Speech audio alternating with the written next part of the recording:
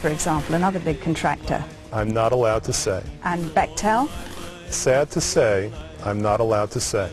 So would it be fair to say, to deduce, that there are most of the major American contractors involved in cases which are sealed and which we effectively can't talk about? That would be a fair inference, but I'm not allowed to say.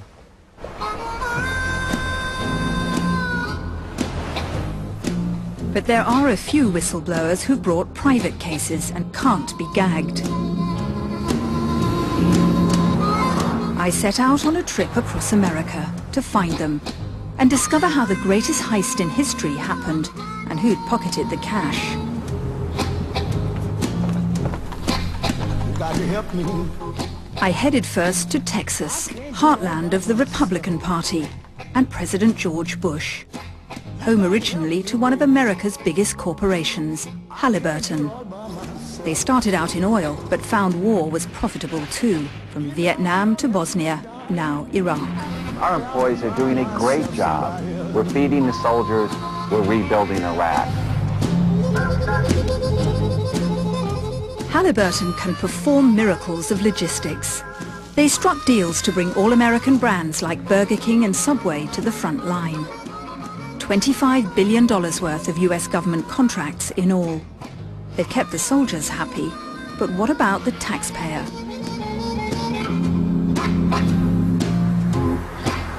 It was in Texas that I met another whistleblower. His job was to keep an eye on the catering contracts. Barrington Godfrey was an auditor for KBR, the Halliburton subsidiary which fed the troops so well. I was told, don't worry about the cost of these things. Don't worry about it, whether it's competitive or not. This is what's important. We have to have cash flow. With most contracts, you agree a price before you start to encourage efficiency. But in Iraq, most contracts were cost plus. Whatever KBR spent, their costs would be covered, plus a percentage on top. That's the KBR arrangement with the government. It's cost plus. So basically, the more money that flows, the more money KBR makes. When Barrington did a head count at an army base in Mosul and compared it to KBR's invoices, he was puzzled. The company was charging for thousands of meals they weren't actually serving. How much do you think that all added up to? Well, I've done estimates in the Mosul area, $10 to $15 million, just in the time I was involved. $10 to $15 million just in the few months you were there? For one site. The more that Halliburton claims to spend, the more it can bill to the government. As one of our clients testified before Congress, her boss told her, don't worry about it, it's cost plus, baby. And the more they bill, the more they make. Halliburton, proud to serve our troops. How did Halliburton win such fat contracts in Mr. Bush's war?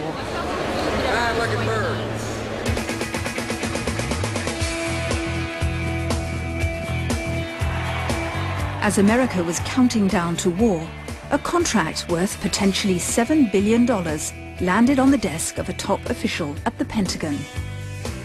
But not just any official. They called me a stickler for the rules, but that was my job.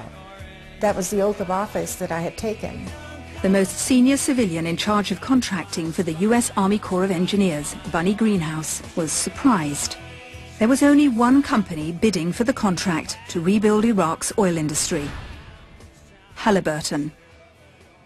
There were many other companies out there who could have competed for this, but they weren't aware of it. And that was not being fair, to those contractors, and it wasn't being fair to the government, because we want to make sure that we're getting best value.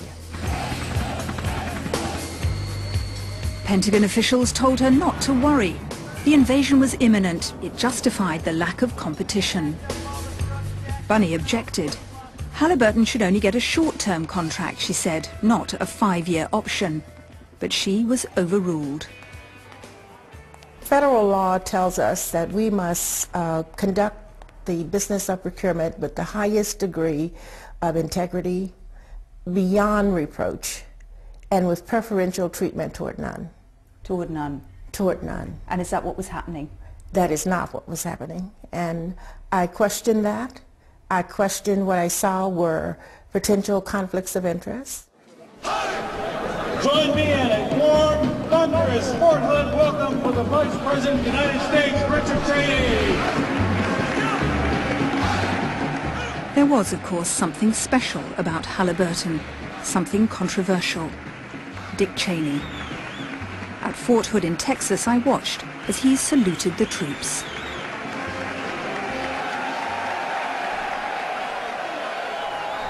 On the ground in Iraq during all of 2007, you amassed a superb record. And I'm here to say thanks and welcome home.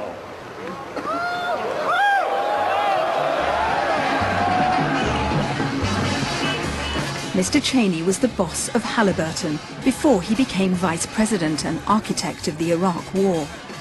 Oh, and he was once defense secretary too, in charge of the Pentagon. Well, let me tell you about Halliburton, the company I ran. I'm very proud of what I did at Halliburton. The people of Halliburton are very proud of what they've accomplished, and I frankly don't feel any need to apologize for the way I've spent my time over the last 5 years as the CEO and chairman of a major American corporation. So could the vice president be linked in any way to Halliburton's profitable relationship with the Pentagon? Yeah, baby!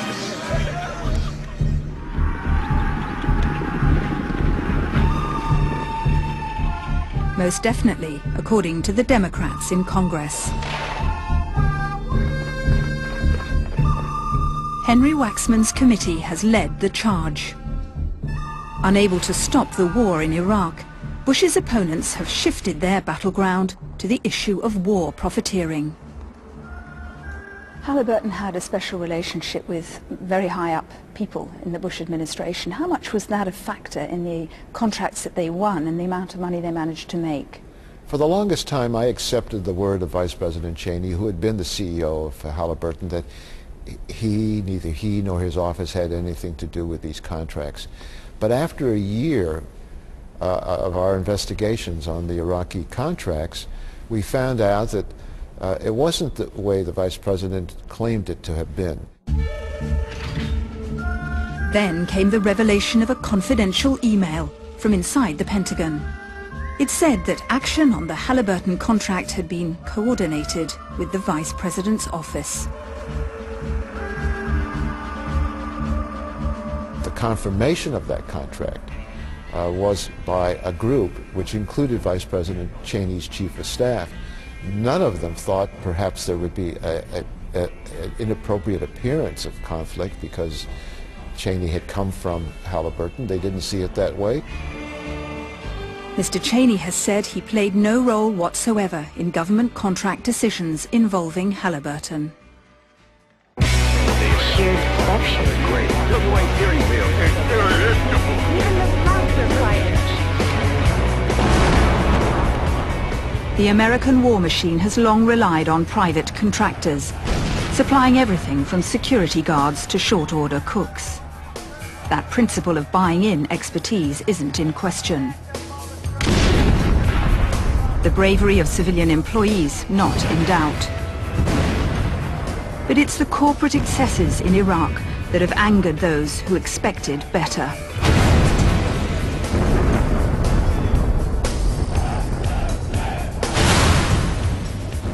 The KBR auditor, Barrington Godfrey, got back from leave after a suicide bomber attacked the Mosul base.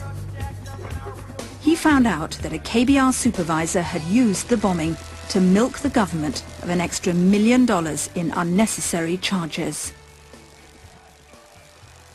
This was the most disappointing part of my KBR career, that somebody would take advantage of such a tragedy, where I think there were at least 23 people killed, including U.S. soldiers, contractor staff, and KBR staff were killed. You've heard a lot about Halliburton lately. Criticism is okay. We can take it. Criticism is not failure. Our employees are doing a great job. We're feeding the soldiers. We're rebuilding Iraq. Will things go wrong? Sure they will. It's a war zone. We're serving the troops because of what we know, not who we know.